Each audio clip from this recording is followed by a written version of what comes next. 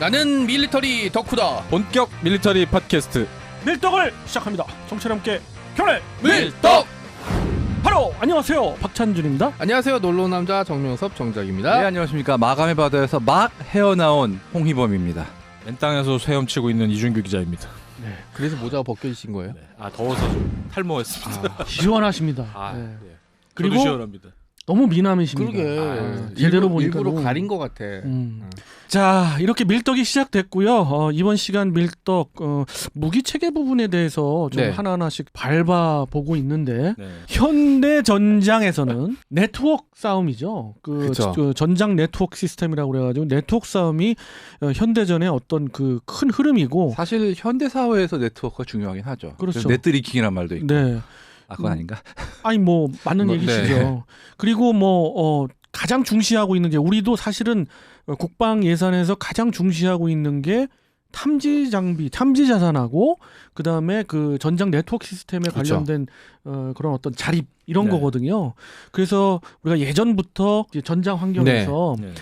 우리가 이제 전장에 주도를 하고 모든 걸 이제 지휘하려면 결국에는 독립적인 그런 우리만의 네트워크 시스템을 구축해야 된다. 전장 네트워크 시스템을 구축해야 된다는 얘기가 아주 오래전부터 있어 왔고, 이게 일반 병사 입장에서는 사실 그런 복잡한 거는 둘째치고, 사실 저 훈련 나가봤잖아요. 네. 훈련 나가봤는데 이게 훈련 상황이고 주변에 우리밖에 없다는 거 알고 있어도 밤중에 이렇게 내가 총 들고 나가 이렇게 전진하면 계속 그 소대원이 어디 있는지를 보려고 해요. 좀 무서우니까. 예, 그리고 이게 실제 전장이라 그러면 영화처럼 뭐 이렇게 뛰쳐나가서 혼자 총 쏘는 건 불가능하고 안 되죠. 계속 우리 편이 어디 있고 이걸 확인해야지 사실은 공세를 충분히 취할 수도 있고 후퇴할 때도 충분히 후퇴할 수 있고, 그다음에 이게 병사들 개개인한테 되게 심리적인 안정감을 줄 수 있다고 저는 생각을 하거든요. 내 동료가 어디 있고 내 위치가 지금 어디 있고. 그렇죠. 이게 데이터화가 된 게 C4I라 할 수 있겠죠. 그렇죠. 아니, 뭐 다른 지상전에서는 그렇죠. 그렇죠. 네. 뭐 다른 걸 떠나서 전쟁에서의 승패는 결국 적과 내가 어디 있냐를 아는 데서 출발합니다. 그렇습니다. 우리가 킬체인 많이 얘기했잖아요. 그것도 역시 탐지를 어떻게 하냐, 그 다음에 결심을 어떻게 하냐, 그렇죠. 그런 모든 것을 한눈에 볼 수 있는 전장 네트워크 시스템이 있다면 킬체인이 완성되는 거죠. 말하자면. 우리나라에 있지 않아요? 글로벌 허크. 이제 그거는 이제 그 어떻게 플랫폼 이야기고, 지금은 예를 들어서 그런 거죠. 이제 글로벌 허크에도 링크 16이 이제 들어가죠. 그 시스템이. 그러니까 전장 네트워크가 되는 거죠.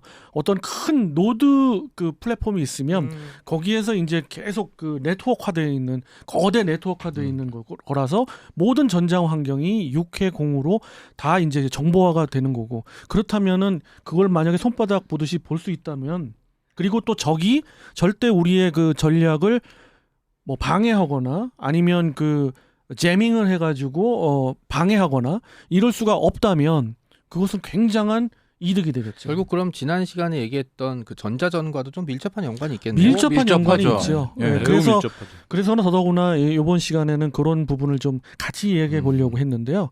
링크 16이라고 흔히 얘기하는 나토의 그 어떤 그 합동 전력을 위해서, 또는 미군의 네트워크를 위해서 미군이 심혈을 기울여서 만든 거죠. 그렇죠. 지금까지도 상당히 오래된 그 시스템이지만 지금까지도 적성국이 절대 접근을 못하고 그리고 탐지를 못할 뿐더러 이게 계속해서 업그레이드 되고 있죠. 그렇습니다. 최근에는 완전 대규모 업그레이드가 돼 가고 있어서 이것이 무슨 뭐 어떤 그 종속 개념이라서 나토도 거기에 따라가야 되고 이러다 보니까 이제 어떤 그런 정치적인 문제도 있는데, 실은 우리나라도 그것 때문에 된통 고생한 적이 있는 게, 물론 그렇습니다. F-15K부터 시작해서 주요 링크 16을 탑재한 자산들의 업데이트 예산이 미군에서는 일찍 통보를 했는데 우리 업데이트 한다고. 그렇습니다. 우리가 그거를 예산 배정을 너무 늦게 하는 바람에 그렇습니다. 하마터면은 늦게 정말 막차 놓칠 뻔한 그렇죠. 막 그런 적도 아슬아슬한 얘기도 있었습니다. 보도가 된 적이 있었죠. 예. 그 여러분들 왜 KF-16 업그레이드 얘기를 많이 하잖아요. 거기에서도 가장 주가 되는 게 에이사 레이더와 함께 링크 16 링크 16을 탑재하겠다는 얘기거든요. 신형으로 개량한다고 지금 그래요. 그렇습니다. 9개 전력을 이미 그 링크 16 업그레이드 하겠다고 발표했죠. 그거 그렇죠. 당한 다음에 그 완전히 지금 정신을 차렸는지 허겁지겁. 사실 이제 링크 16의 그 전략 자산들도 우리나라도 꽤 많이 이제 플랫폼이 많이 많아졌어요. 지금, 네. 뭐 아까 소개해드렸던 F-15K, F-35 그리고 가장 중요한 게 그 E7 PCI가 네네. 기본 그 링크 16이고 노드 플랫폼이 되는 거죠. 아파치도 아마 링크 16 탑재된 아파치 걸로 알고. 링크 16 탑재가 됐는데 흔히들 이제 그 매니아 분들이 아파치 링크 16 되는 거 아니냐, 있는 거 아니냐라고 얘기하는데 사실은 우리나라에 들어온 36대에는 링크 16이 없습니다.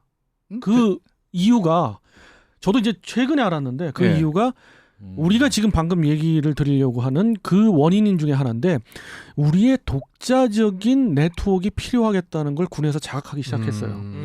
그래서 2009년부터 그 당시는 이제 전술 데이터 링크, 대한민국 전술 데이터 링크라고 그래서 어느 뭐 그런 개념이 없었는데 결국 링크 16의 그 문자들을 그 거의 그 같이 받아들이면서 그러니까 호환이 되는 그렇죠. 개발을 지금 기본형이 개발이 완료가 된 게 바로 링크 K의 기본형이 완료가 됐는데 이제 그게 2009년부터 시작해서 2014년에 완료가 됐어요. 아. 그래서 링크 K가 장착되어 있는 것들이 꽤 있는데 아파치에는 그게 들어가는 게 아니라 링크 K는 사실 기본형은 조금은 취약합니다. 특히 보안에 많이 취약하고요. 그 다음에 적의 제밍에 좀 취약해요. 근데 그런 부분을 완전히 이제 완성을 시키는 것이 링크 K의 완성형인데 네.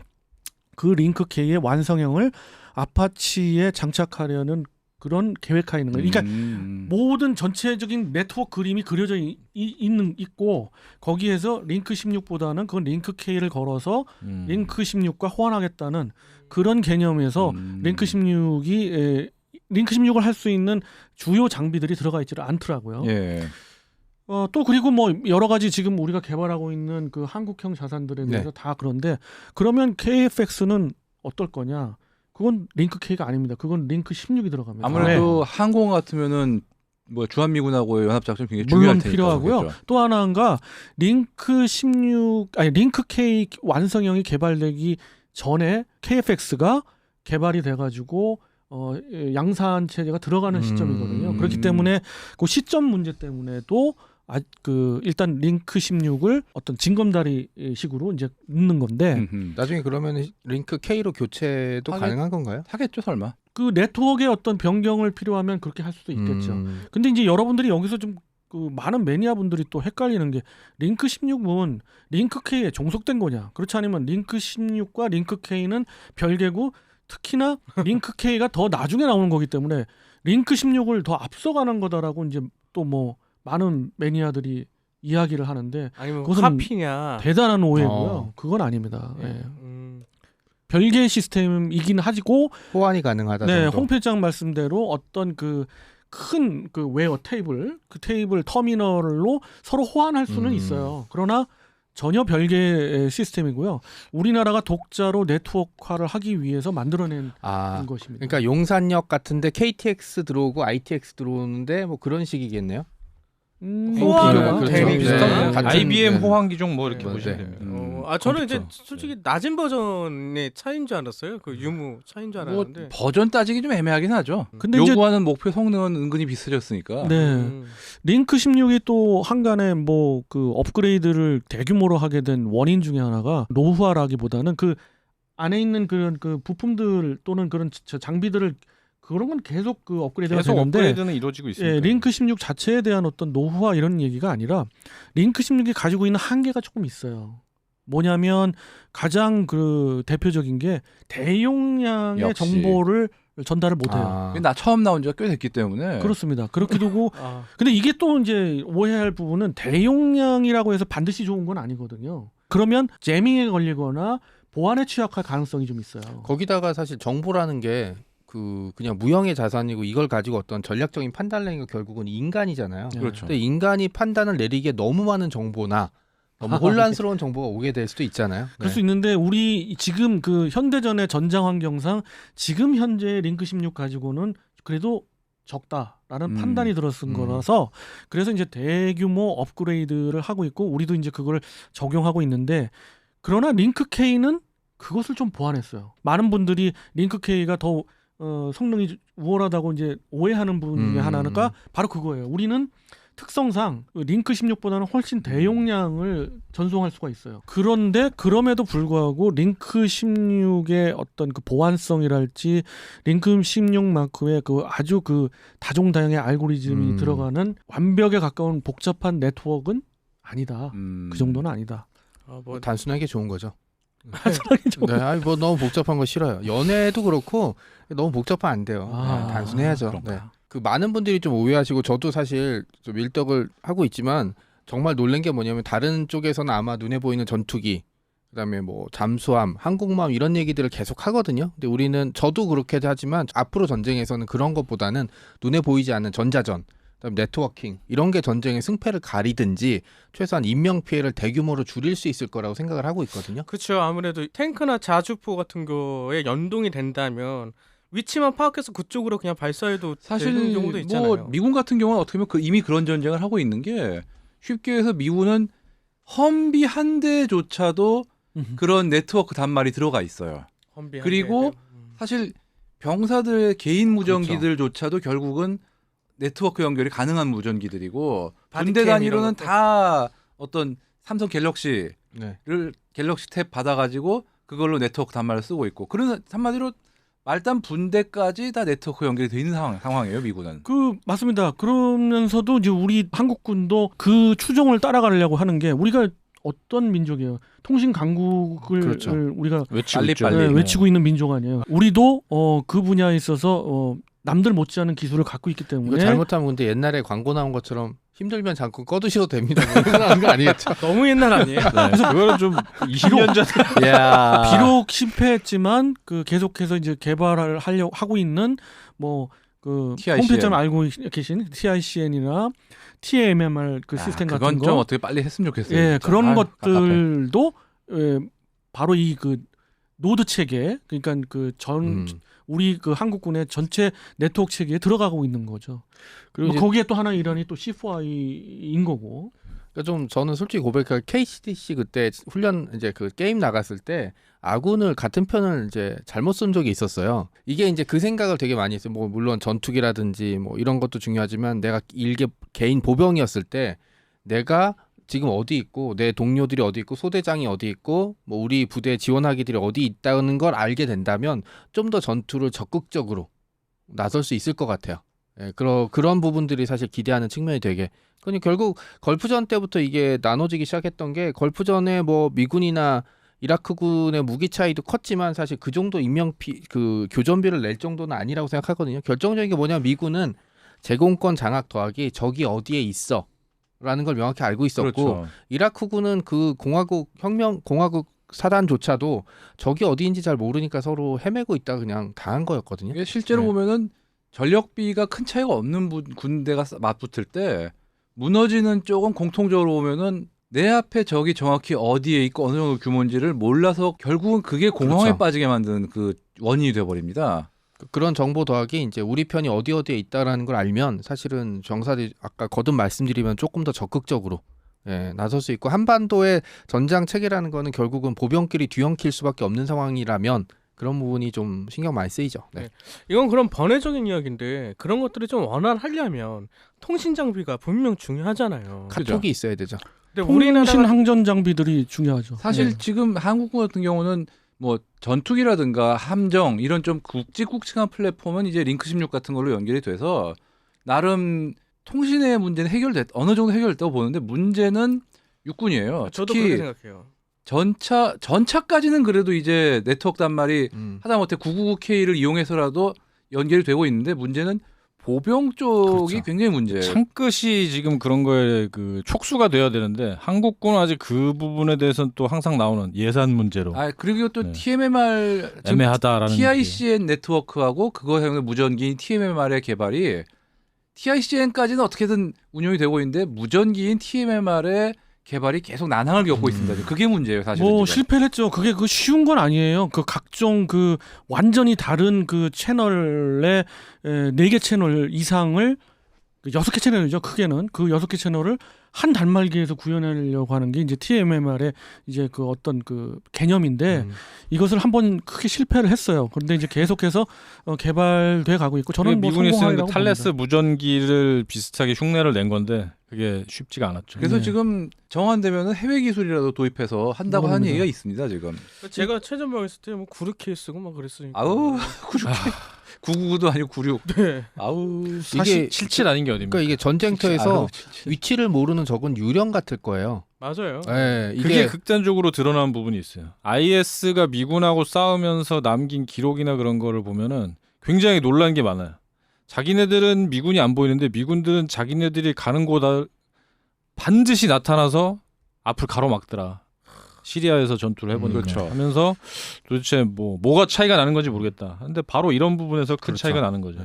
앞서 이제 뭐 에피소드 때 얘기했던 그 1인트 기체들, 그 전자 정찰기랄지 또 신호 정보기, 그렇죠. 시긴트랄지 광학 정찰기랄지 이런 것들 플랫폼들을 계속 우리가 늘리고 있으면서 아까 홍 편집장 말씀대로 그럼과 동시에 링크 16 내지 링크 K의 플랫폼 자산들을 하나 둘씩 우리가 이제 F15K에서 시작한 링크 16의 자산들이지만 계속 하나씩 늘려가지고 AW159도 역시 링크 16 체계 안에 들어갔고요. 이러다 보니까 이제 우리도 무시 못할 네트워크화가 돼 가고 있어요. 마저 그 링크 K까지 완성형이 개발 성공해서 전체 노드가 완성되는 그때 네. 우리는 이제 자주 국방 외치면 되는 거죠. 그러면은 그거에 선봉이 될 부대가 노도 부대.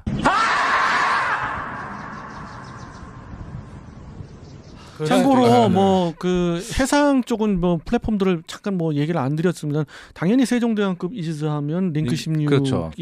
예, 들어가 있고요. 그 체계에 들어가 있고 계속 지금 뭐 건조하고 있는 FFK의 그 링크 16 들어가 있죠. 그렇죠. 인천 배치 2도 다 들어갈 예정인데 종국에 가서는 FFK급들은 링크 K로 또 같이 그렇죠. 장착이 들어갈 것 같습니다. 참고로 해군은 우리 군에서 네트워크가 제일 먼저 된다고요.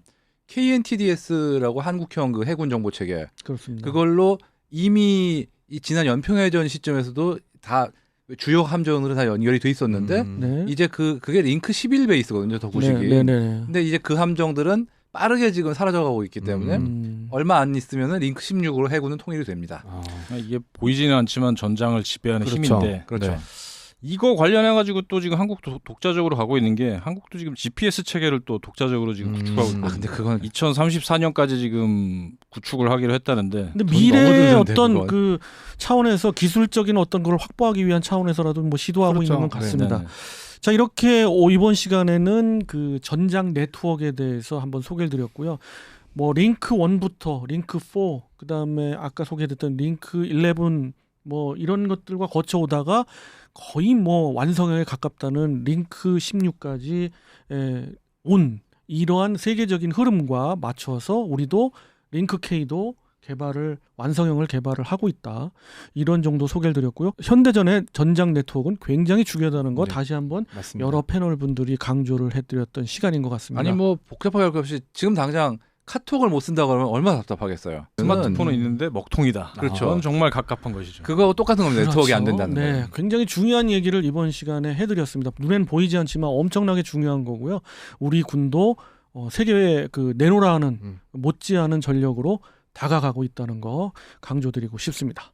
정치와 함께 경례 밀떡!